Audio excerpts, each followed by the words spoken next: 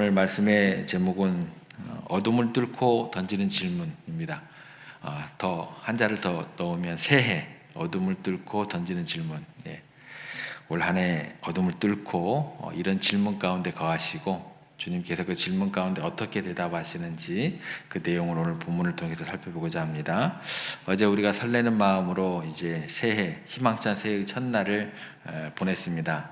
새 달력도 걸었고 또 첫 장도 우리가 딱 봤고 또 서로에게 복 많이 받으세요라고 덕담도 건넸던 기쁜 하루였습니다. 그런데 이제 오늘 1월 2일이 됐습니다. 공기가 많이 바뀌었을까요?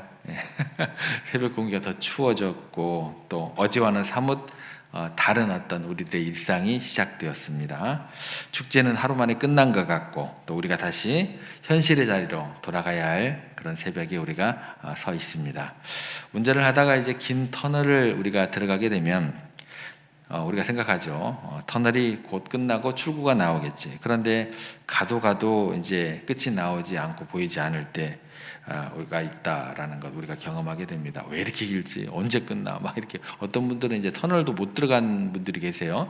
그래서 아예 버스를 이용을 못 하시는 분들도 계시더라고요. 어찌됐건 이제 새해가 되면 내 인생의 긴 터널이 끝날 것 같은 그런 기대감도 들기도 하고 그런데 그게 쉽지 않죠. 지긋지긋한 질병, 또 풀리지 않는 그런 자녀들의 문제, 또 막막한 어떤 그 재정적인 그 어려움, 작년과 함께 지나갔으면 얼마나 좋으련만 날짜가 바뀌었을 뿐 나를 둘러싼 어둠은 여전히 그대로인 경우가 많다라는 거죠. 옆 차선에 있는 사람들은 막 그렇게 이렇게 쌩쌩 잘 달리는 것 같은데 왜 내 인생의 터널만 이렇게 길고 어둡고 꽉 막혀 있는지 가슴 먹먹함이 몰려올 수도 있게 됩니다. 이때 이제 우리의 마음 속에서 터져 나오는 질문이 있습니다. 하나님 도대체 언제까지입니까? 남들은 다 괜찮아 보이는데 이거를 영어는 굉장히 간단하게 표현해요. Why me? 되게 강해요. 짧으면서 영어는 이제 영어 성경 그렇게 나오거든요. 왜 나만 아직 이 어둠 속에 있어야만 합니까? 혹시 이런 무거운 마음으로 오늘 새벽 기도의 자리에 나오신 분들도 계실 겁니다. 그런데 성경을 보면 우리보다 먼저 이 길고 긴 또 어두운 터널 한가운데 절규했던 사람이 있습니다. 바로 우리가 읽었던 시의 주인공 다윗입니다. 오늘 우리가 시편 13편을 통해 끝이 보이지 않는 어둠 속에서 다윗이 어떻게 빛을 발견했는지 그리고 우리가 어떻게 이 새해를 살아가야 할지 하나님의 음성을 듣기를 원합니다. 많은 성도들이 오해하는 것 중에 하나가 이것입니다. 믿음이 좋으면 불평하지 않아야 한다라고 생각을 하게 됩니다. 힘들어도 힘들지 않은 척, 아파도 아프지 않은 척 해야 된다고 생각을 합니다. 그런데 오늘 본문 1절과 2절을 보시면 다윗이 기도를 하고 있는데요. 점잖게 기도를 하지 않습니다. 1절, 2절 다시 보시면 여호와여 어느 때까지니까 나를 영원히 잊으시나이까 주의 얼굴을 나에게서 어느 때까지 숨기시겠나이까 나의 영혼이 번민하고 종일토록 마음에 근심하기를 어느 때까지 하오며 내 원수가 나를 치며 자랑하기를 어느 때까지 하리이까. 자, 굉장히 짧은 2절 안에 어느 때까지이니까 how long 이라는 그 단어가 구절이 몇 개 나온가요? 그 탄식입니다. 어느 때까지입니까? 어느 때까지입니까? 4번이 등장합니다. 그러니까 무슨 얘기가 되냐면 다윗이 겪고 있는 고통이 얼마나 집요하고 깊은지 어느 때까지이니까 어느 때까지이니까 두세 무려 4번이나 나와요. 도대체 다윗이 어떤 상황이었기에 이렇게 절규를 했을까? 이제 학자들이 이 내용을 보통은 이제 사울 왕에게 쫓길 때 쓴 시편이다라고 이야기를 합니다. 광야에서. 무슨 얘기가 되냐면 기름을 부음을 받았지만 왕이 되기는커녕 도망다니는 시절이 되는 거죠. 그 처절한 현실에 대입해 보면 왜 이 4번의 탄식이 얼마나 다윗에게 뼈아픈 것이었는지 이제 생각이 되어지게 됩니다. 첫 번째 이제 그 탄식에 대한 이유가 뭐냐면 시간적인 절망이 주어졌기 때문에 그래요. 다윗이 외칩니다. 어느 때까지입니까? 여러분 다윗의 도망자 생활이 얼마나 지속되었을까 여러분 생각해 보시기 바랍니다. 한두 달 아니죠. 무려 10년이 넘는 시간이었다라는 거예요. 엔게디 동굴에서 아들람굴에서 쪽잠을 자며 눈을 뜰 때 다윗이 매일 아침 이렇게 물었을 거예요. 하나님, 1년 지났어요. 예. 하나님, 3년 지났습니다. 하나님, 5년 지났어요. 도대체 언제 끝나는 건데요? 예. 작년에도 도망자였는데 새해가 밝았는데도 여전히 쫓기는 현실, 끝이 보이지 않는 그 시간의 침묵, 이것이 다윗의 첫 번째 고통이었다라는 겁니다.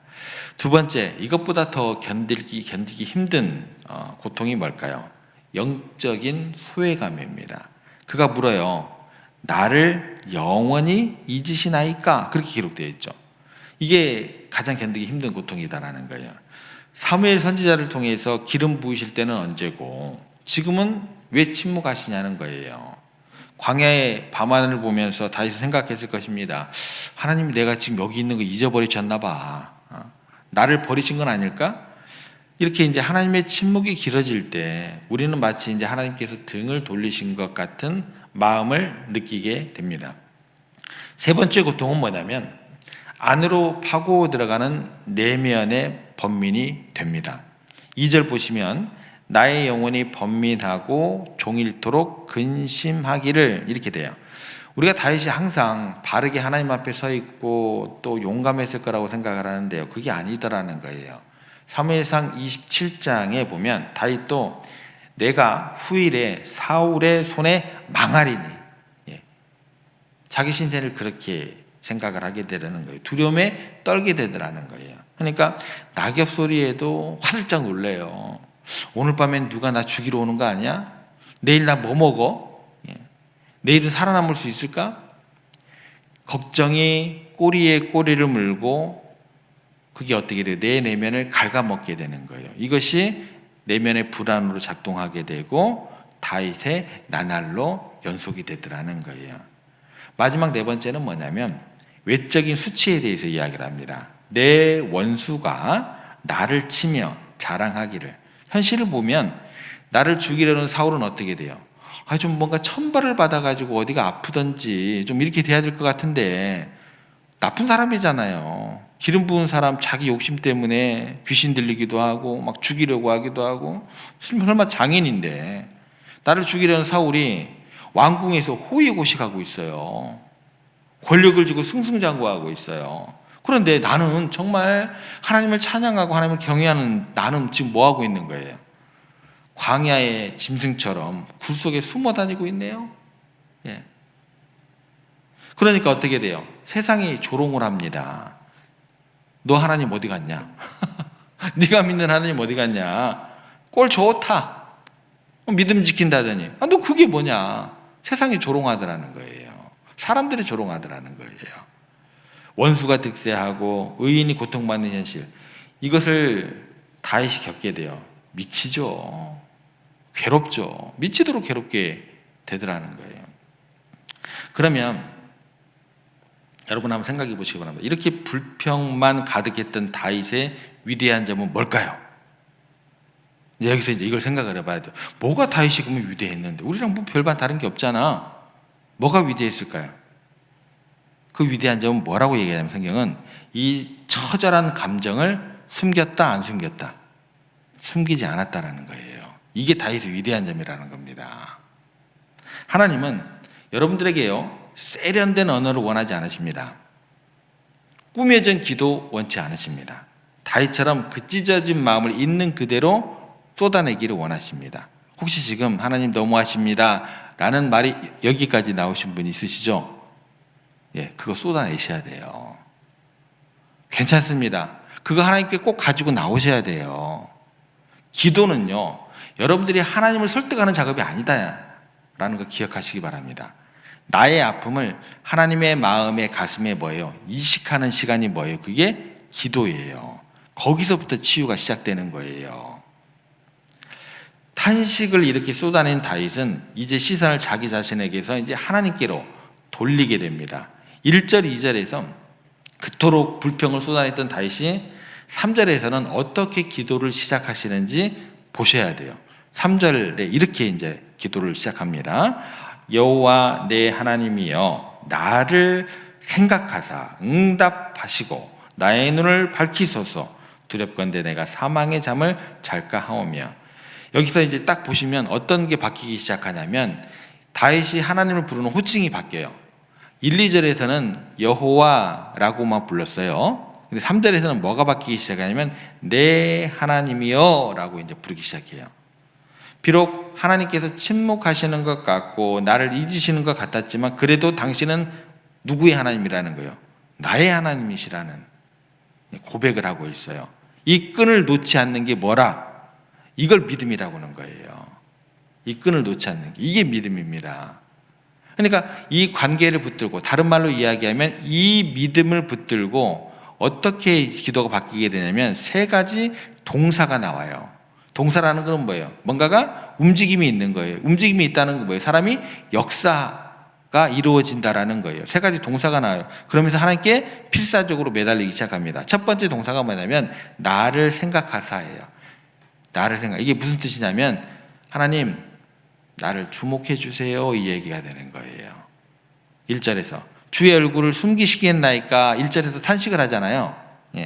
이제 그가 어떻게 기도하냐면 주님 숨기신 그 얼굴을 돌려 제발 저와 눈을 좀 맞춰주세요. 주님 시선이 내게 닿아야 내가 살 수 있습니다. 이 얘기를 하고 있는 거예요. 두 번째 동사가 뭐냐면 응답하시고 라고 이야기를 하고 있어요.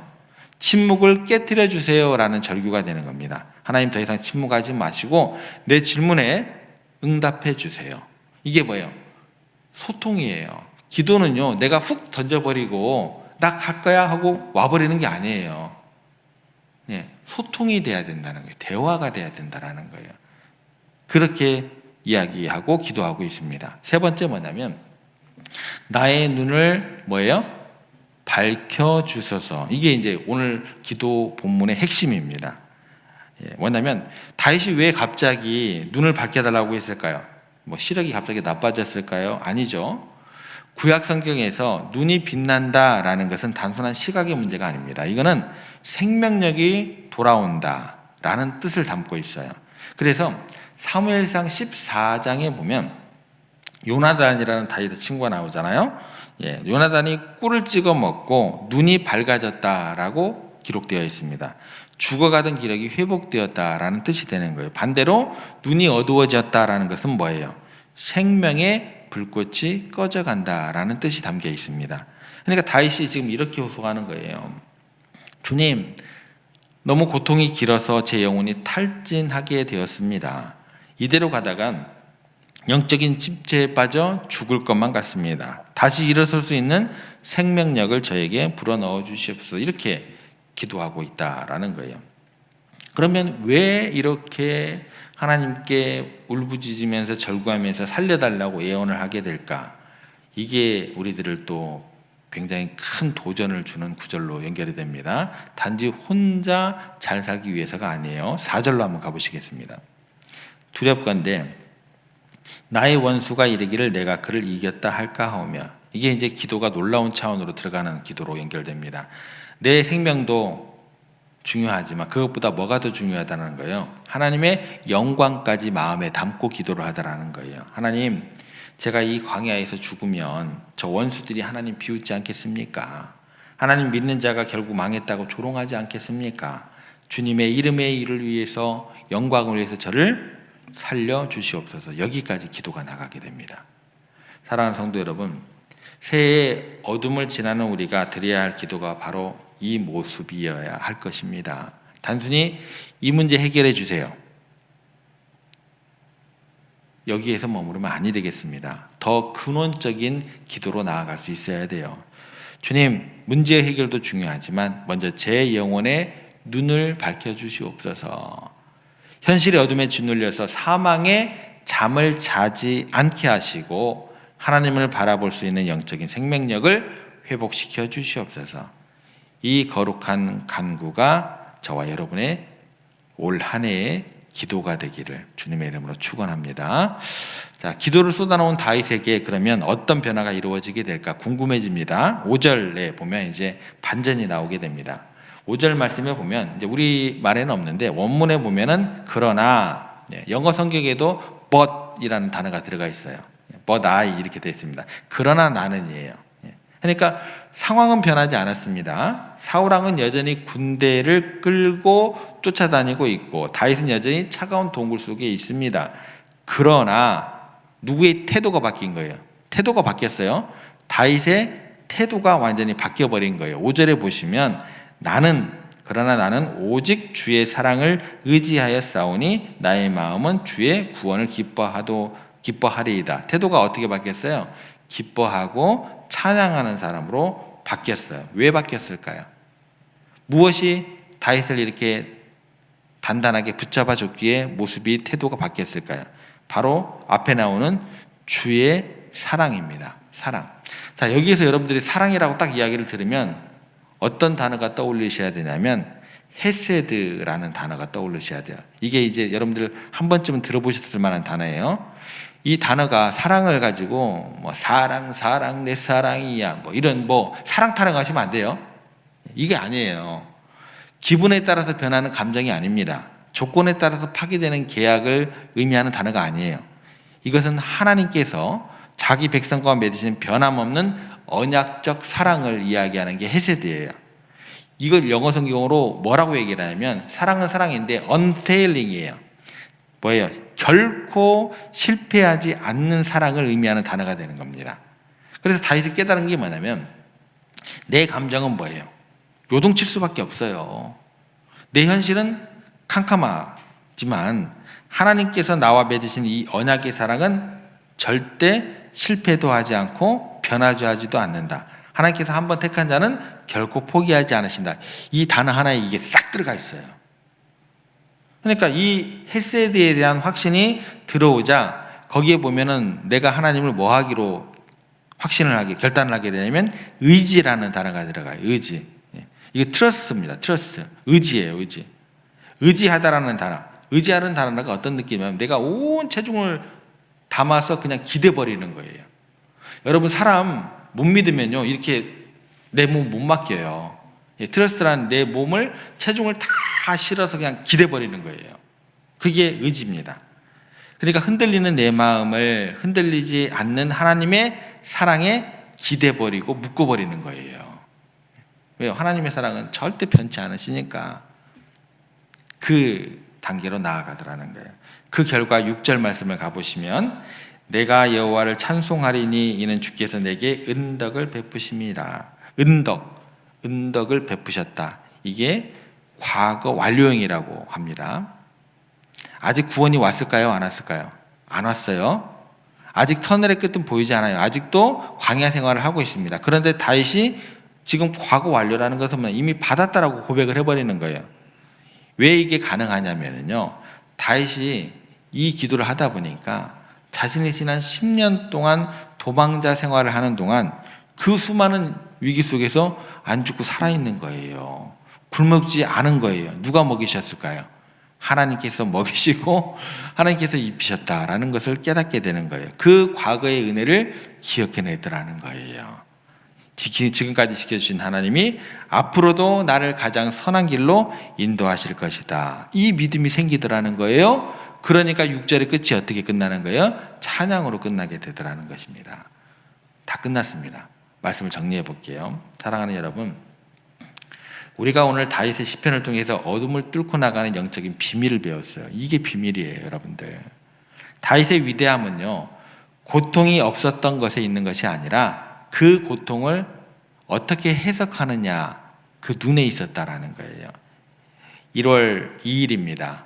새해 첫 주간을 우리가 맞이한 시간입니다. 혹시 여전히 해결되지 않는 문제 앞에서 왜 나입니까? Why me? 라는 질문을 안고 계십니까? 우리의 질문에 대한 하나님의 대답은 바로 예수 그리스도 되심을 기억하시기를 바랍니다. 다윗이 그토록 의지했던 사랑 헤세드, 그 변함없는 하나님의 사랑이 가장 확실하게 나타난 사건이 십자가입니다. 예수님께서 십자가 위에서 우리가 당해야 될 모든 단절과 고통을 대신 겪으셨습니다. 나의 하나님 어찌하여 나를 버리셨나이까. 주님께서 버림받으심으로 우리는 결코 버림받지 않는 자녀가 되었습니다. 주님께서 어둠 속으로 들어가심으로 우리는 생명의 빛을 얻게 되었습니다.